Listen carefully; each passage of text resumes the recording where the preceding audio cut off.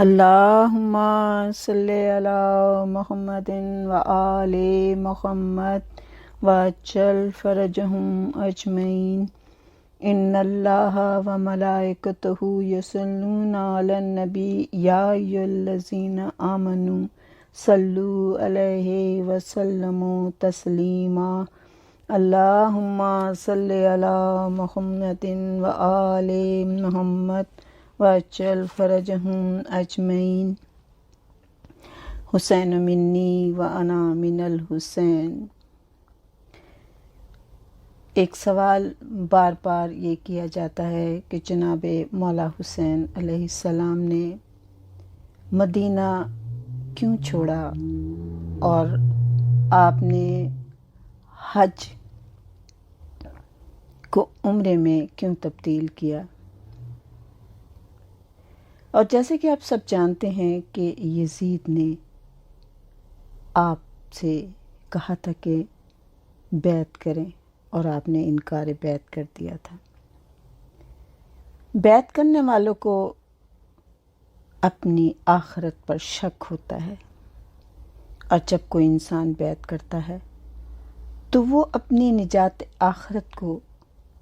دھیان میں رکھ کر کسی کی بیعت کرتا ہے کہ میری آخرت میں نجات یہ شخص کروائے گا۔ اور اب میرے مولا حسین علیہ السلام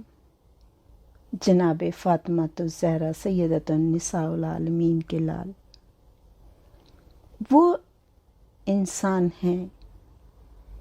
وہ شخصیت ہیں کہ آپ نجات دلانے والوں میں سے ہیں۔ آپ نے نانا کی امت کو نجات دلانی ہے تو آپ کسی کی بیعت کیسے کر سکتے ہیں؟ اور مشکوٰۃ شریف میں ہے کہ جناب رسول خدا صلی اللہ علیہ وآلہ وسلم صحابہ کے درمیان میں بیٹھے ہیں اور کھجور کی فصل کا زمانہ ہے، اور ایک ٹوکرا کھجور کا بھرا ہوا کوئی شخص لے کر آیا، اور میرے مولا حسین اور حسن آپ کی گود میں بیٹھے ہیں، اور مولا حسن نے ایک کھجور اپنے منہ میں ڈالی، تو وہ نانا جو اپنی زبان حسن کے لعاب دہن میں ڈال کے چسایا کرتے ہیں، آپ نے انگلی ڈال کر وہ کھجور منہ سے نکالی اور لانے والے سے پہلا یہ سوال کیا کہ یہ صدقہ ہے یا ہدیہ۔ اس نے کہا صدقہ ہے، تو آپ نے تمام صحابی جو آپ کے پاس بیٹھے تھے ان سے کہا کہ تم اس کھجور کو کھا لو، اور جناب امام حسن سے کہا بیٹا ہم صدقہ نہیں کھاتے کیونکہ صدقہ ہاتھوں کا میل ہوتا ہے۔ تو یہ وہ مولا حسین، تو ظاہر ہے آپ پر صدقہ حرام ہے۔ یہ وہ ہستی ہیں کہ جس کے نانا رسول خدا صلی اللہ علیہ وآلہ وسلم ہے۔ یہ وہ ہستی ہیں کہ جن کے بابا حضرت علی علیہ السلام ہیں، کہ جن کو کل ایمان جنگ خندق میں جناب رسول خدا نے خطاب دیا ہو۔ یہ وہ ہستی ہے کہ جس کے لیے میرے رسول نے یہ کہا ہو کہ حسین منی و انا من الحسین۔ آپ کی عمر کتنی چھوٹی ہے، آپ 6.5 یا 7 سال کے ہیں کہ جب رسول نے اپنی وما ینطق عن الہویٰ کی زبان سے یہ لفظ کہے۔ اس وقت تو میرے مولا حسین نے کسی جنگ میں حصہ نہیں لیا تھا، کوئی ایسا کارنامہ انجام نہیں دیا تھا، اور ہاں بے شک آپ مباہلہ میں گئے ہیں، رسول کے بیٹے کے طور پر گئے ہیں، ابنائے نا کے طور پر گئے ہیں، لیکن کوئی کارنامہ ایسا انجام نہیں دیا تھا۔ لیکن یہ رسول ہیں اور یہ آخر تک کے تمام انجام کو جانتے ہیں کہ میرا حسین وہ کام، وہ کارنامہ انجام دے گا کہ جو میرے لیے، میرے دین کے لیے، دین اسلام کے لیے بہت ضروری ہوگا، اور اس کے لیے وہ قربانی حسین ہی دے سکتا ہے کہ جو دین اسلام کو دوبارہ زندہ کر دے گا۔ تو یزید نے جب یہ بات کہی کہ میری بیعت کرو، تو آپ نے انکار کر دیا تھا، اور بیعت کا انکار کرنا اس لیے کہ حسین وہ ہیں کہ جس نے لعاب دہن رسول سے پرورش پائی ہو، جس کے لیے رسول نے کہا ہے لحم کا لحمی دموں کا دمی، وہ کسی فاسق اور فاجر کی کیسے بیعت کر سکتا تھا؟ اور آپ کے لیے میں نے صرف یہی کہنا کہ آپ نے مدینہ کس لیے چھوڑا تھا؟ حرمت مدینہ کے لیے، حرمت مسجد نبوی کے لیے،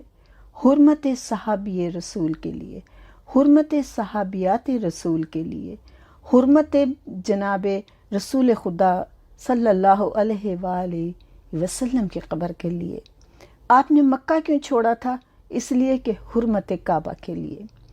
کیونکہ آپ جانتے تھے کہ اگر میں مدینے میں رہا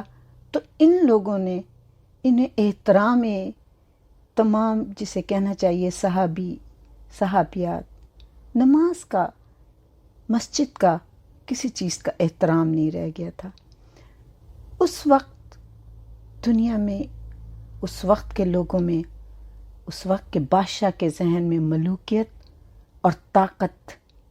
دو چیزوں کا بہت ہی زیادہ اقتدار کا جنون تھا۔ وہ چاہتے تھے، وہ جانتے تھے، یہ سمجھتے تھے کہ ہمارے اقتدار کی وجہ سے ہم ایک پہ قابو پا لیں گے، قبضہ پا لیں گے، اور اسی وجہ سے انہوں نے یہ ایسی حرکتیں کی کہ جس کی وجہ سے آج بھی ہم جب یہ واقعے دیکھتے ہیں تو ہم شرمندہ ہوتے ہیں، اور ہمارے تمام تاریخ اسلام میں یہ واقعات جب بیان کیا جاتا ہے تو ہمیں شرمندگی ہوتی ہے، جس میں سب سے بڑا یہ واقعہ حرہ ہے۔ حرہ بھی کہتے ہیں اس کو، کہ کہتے ہیں کہ یزید نے کہ جب امام حسین کو شہید کر دیا یزید نے، تو اہل مدینہ کا ایک گروہ شام گیا، اور انہوں نے اپنی آنکھوں سے دیکھا کہ یزید ہمیشہ شراب خوری، کتا بازی، بندر اس نے رکھا ہوا تھا، قمار بازی، موسیقی کے آلات اور شراب میں مشغول رہتا تھا۔ اور جب یہ اہل مدینہ واپس آئے تو انہوں نے تمام اہل مدینہ کو اس تمام جو یزید یہ عمل کرتا تھا وہ خبر دی۔ مدینہ کے لوگوں نے یزید کے عامل عثمان بن محمد بن ابو سفیان کو مروان بن حکم اور باقی بنی امیہ سمیت مدینے سے نکال دیا اور یزید سے بغاوت کا اعلان کر دیا، اور کہنے لگے کہ جو شخص اولاد رسول کا قاتل ہے اور جو نماز بھی نہیں پڑھتا اور نہ شراب پیتا ہے، جو شراب پیتا ہے اور اس طرح کے غلط کام کرتا ہے، ہم اس کو اپنا بیعت ہم اس کی نہیں رکھیں گے، اور انہوں نے بیعت توڑ دی، اور عبداللہ بن حنظلہ وسیل ملائکہ کی انہوں نے بیعت کر لی۔ جب یہ خبر یزید کے کانوں میں پہنچی تو ظاہر ہے اسے اپنی فوج، اپنے اقتدار کا بڑا ظلم تھا۔ اس نے مسلم بن عقبہ کو، جسے ہم مصرف سے بھی، کیونکہ وہ ظالم بہت تھا تو اسے مصرف کے نام سے بھی لوگ پکارتے ہیں، بہت زیادہ لشکر دے کر شام سے مدینہ کی طرف روانہ کیا، اور مسلم بن عقبہ اپنے لشکر کے ساتھ جب مدینہ کے قریب آیا، اور مدینے سے ابھی قریب ہی آیا تھا تو جو جگہ حرہ کے نام سے ہے وہاں پہ تمام مدینے والے اکٹھے ہو گئے، جو مسجد نبوی سے 1 میل کے فاصلے پر ہے۔ تو اہل مدینہ نے مدینہ کے دفاع کے لیے باہر نکلے اور لشکر یزید سے جنگ کی۔ بہت سے لوگ اہل مدینہ میں سے قتل ہو گئے، اور اس طرح سے یہ مارے گئے مدینہ والے۔ ظاہر ہے ان کے پاس اتنی فوج اور اتنی طاقت نہیں تھی، اور جب ان میں مقابلہ کرنے کی طاقت نہ رہی تو مجبوراً مدینہ کی طرف بھاگ کھڑے ہوئے، اور پھر آخر وہ جا کر روضہ رسول میں انہوں نے پناہ لے لی، کیونکہ وہ جانتے تھے کہ مسجد نبوی کا شاید یہ خیال کریں گے اور روضہ رسول کا تو لازمی خیال کریں گے، لیکن یزید کی فوج تو اس قدر بے دین ہو چکی تھی کہ انہیں کوئی احترام ہی نہیں تھا۔ وہ مدینہ میں داخل ہو گئے اور انہوں نے قبر مطہر کا کوئی احترام نہ کیا، اور اپنے گھوڑوں کے ساتھ مسجد نبوی میں داخل ہو گئے، اور اپنے مسجد نبوی میں اپنے گھوڑوں کو انہوں نے باندھنا شروع کیا، اور جو وہاں پہ لوگ تھے انہیں قتل کرتے رہے۔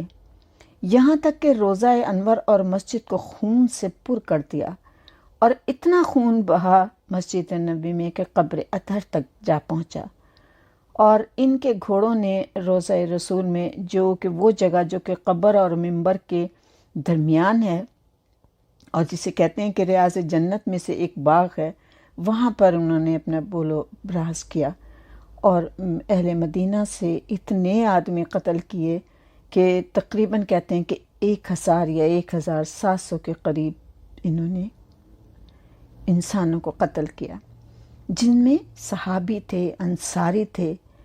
اور صحابیات تھیں جس نے انہوں نے قتل کیا تھا۔ اس مصرف بن عقبہ یعنی مسلم بن عقبہ نے جب لوگوں کو مار لیا اور بے دست و پا کر دیا، تو اس نے پھر ایک عام اعلان کر دیا۔ اس نے کہا کہ 3 دن تک میں تمام لوگوں کی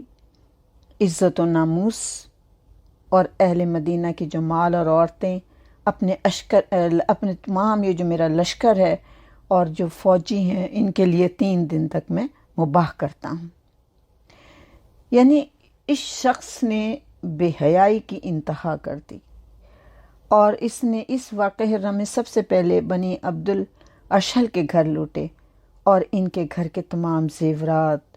اور جو بھی اثاثہ تھا لوٹ لیا، یہاں تک کہ ان کے گھر میں جو کبوتر اور مرغیاں تھیں وہ بھی پکڑ کر لیں اور ذبح کر لیں، اور اس طرح سے یعنی انہوں نے ظلم کی انتہا کر دی۔ جہاں کوئی بھی صحابی تھا، انہیں کوئی خیال نہیں تھا کہ یہ صحابی ہے یا کون ہے، بس وہ صرف ظلم کر رہے تھے۔ اور اس طرح کہ یہ ابو سعید خدری صحابی رسول ہیں، ان کے گھر گئے اور کہنے لگے کہ ہمیں جو بھی مال ہے تم دے دو۔ تو انہوں نے کہا کہ میرے پاس کوئی مال نہیں ہے، اور تم میرا نام جانتے ہو؟ تو انہوں نے کہا ہاں، ہم نے تمہارا نام سنا ہوا ہے۔ تو انہوں نے کہا میں صحابی رسول ہوں اور میرے پاس کوئی مال نہیں ہے۔ تو انہوں نے کہا جو کچھ بھی ہے دے دو۔ تو بیچاروں نے کہا کہ میرے پاس کوئی مال نہیں۔ کہنے لگا خدا کی قسم میرے پاس کوئی مال نہیں، یعنی قسم کھا کے بھی انہوں نے کہا۔ تو شامیوں کو غصہ آ گیا اور ابو سعید کی داڑھی نوچنے لگے اور انہیں بہت مارا پیٹا،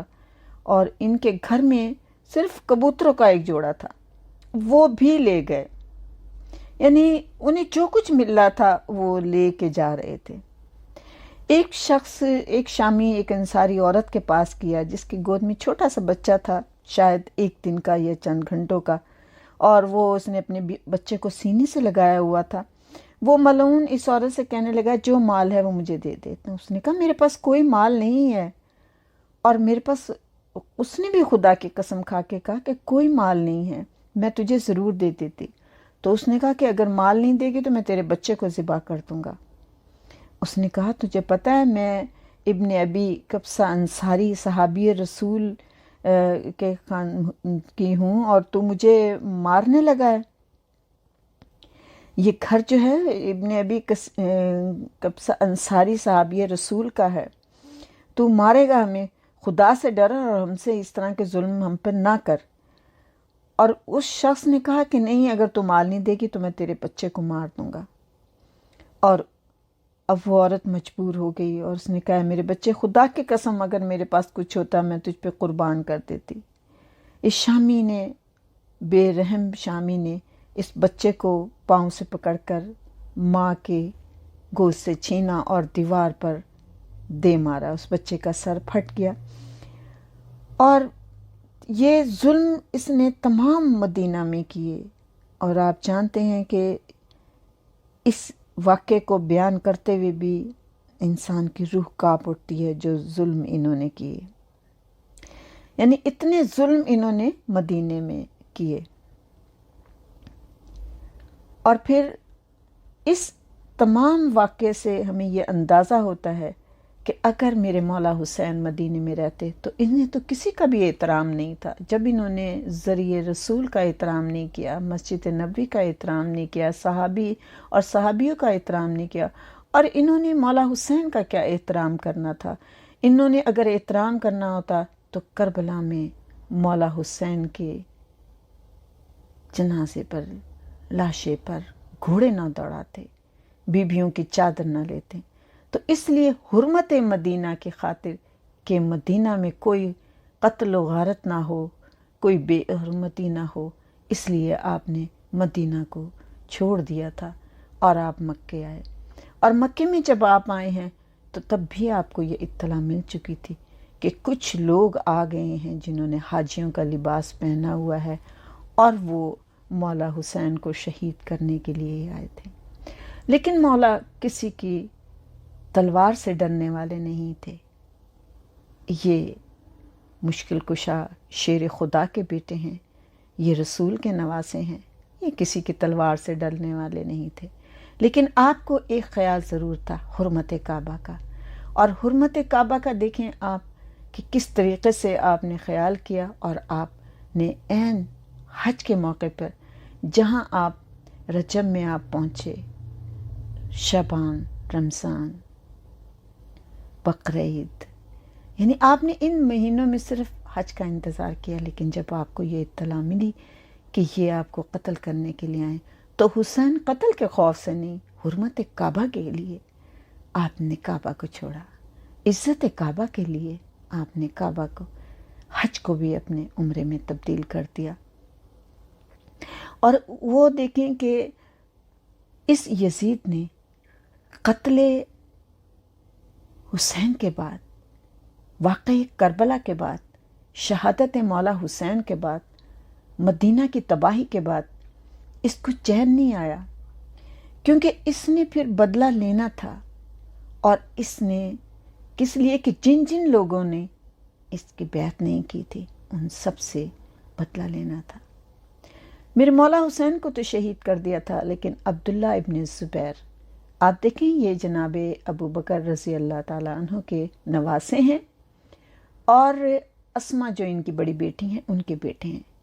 یعنی ادھر اس نے نواسہ رسول کو قتل کیا، ادھر صحابی رسول کے نواسے کو، اور خلیفہ اول مسلمانوں کے جو ہیں ان کے نواسے کو بھی اس نے کس بے دردی سے قتل کیا کہ عبداللہ ابن زبیر، جو کہ یزید کو کی بیعت نہیں انہوں نے کی تھی، تو انہوں نے جب ان کو گرفتار کرنا چاہا تو انہوں نے مکہ میں جا کے خانہ کعبہ کے میں اندر پناہ لے لی تھی، تو اس نے اپنی فوج بھیجی تھی اور وہاں پر اس نے حملہ کروایا تھا، حتیٰ کہ منجبیق سے اس نے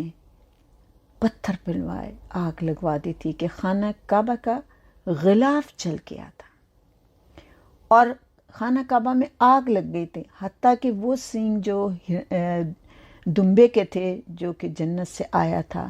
جناب اسماعیل کے لیے، اور اس دمبے کی یاد میں وہ سینگ سنبھال کر رکھے ہوئے تھے، ان میں وہ بھی جل کر راکھ ہو گئے، تمام تبرکاتوں میں آگ لگ گئی اور جل گئے۔ اور اس کے بعد یہ جو تھے واپس چلے گئے تھے، لیکن جب عبد الملک بن مروان آیا 9 سال کے بعد تقریباً،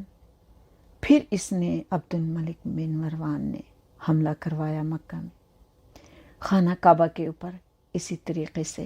اور اس نے اب حجاج بن یوسف کو بھیجا، اور عبداللہ ابن زبیر، یہی جناب حضرت ابو بکر رضی اللہ تعالیٰ عنہ کے نواسے نے پھر خانہ کعبہ کے اندر پناہ لی، اور اب اس نے حجاج بن یوسف نے حملہ کیا، اور پھر اسی طریقے سے اس نے